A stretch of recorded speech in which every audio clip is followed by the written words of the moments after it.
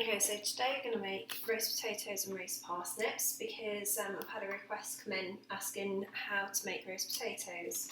So you get a decent sized saucepan, you peel your parsnips and just chop the tops and the bottoms off.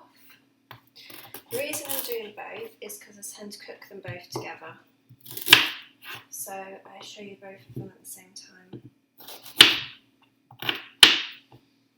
Okay, so you get parsnips, top and tail them, chop them down just a little bit. Don't make them too small. Want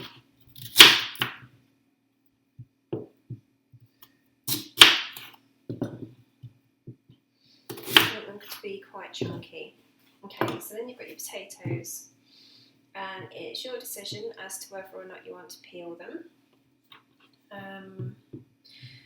And I generally allow for about 4 to 5 roast potatoes each. My family prefer them with their skins on, so I'm going to leave their skins on. And some of these are so small I don't need to cut them up, so I'm just going to pop them, smaller ones, straight away into the pan without cutting them in half. The ones that are a little bit bigger, chop them in half and pop them into the pan like that. Make sure you've washed them, especially if they're straight out of the ground like these ones are. Okay, so they're in your saucepan. You can pop some water in.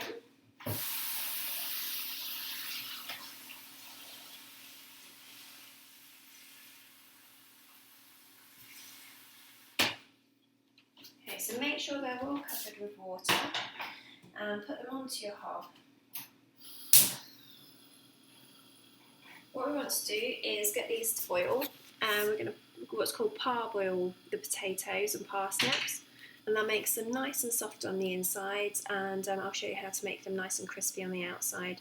So we're going to leave them in the pan probably for about 20 minutes or so till they're nice and soft, and then I'll come back and see you in 20 minutes. Right, so it's been about 20 minutes, so let's give these a bit of a stab.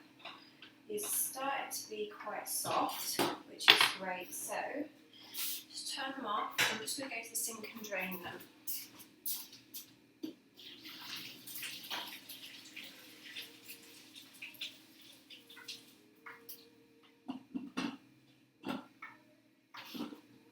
Okay, so these are drained. Let's just mind these bits out of the way so you can see. But still very, very hot. Okay, so what we do, put the lid on and shake.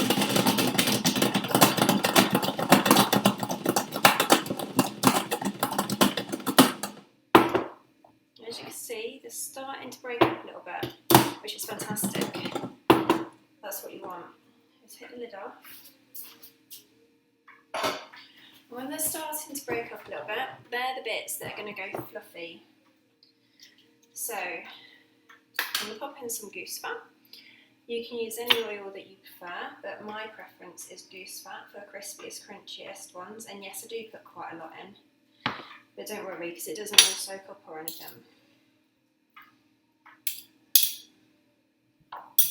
So pop your goose fat in, or your olive oil, or your vegetable oil, or whatever you want, and a pinch of salt. Just realised I need the lid again.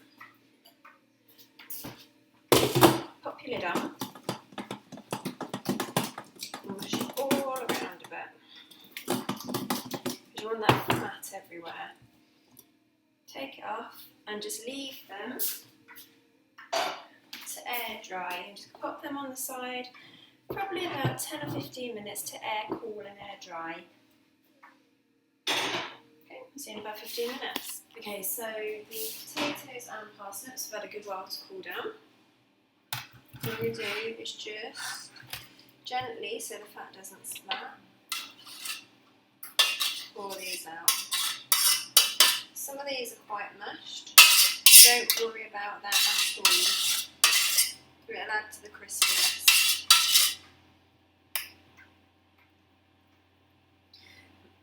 Just make sure everything's all separate. Now I've preheated the oven to gas mark 7.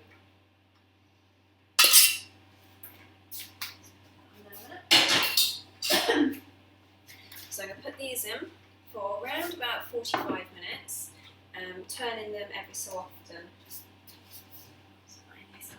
It needs to be in the top of the oven.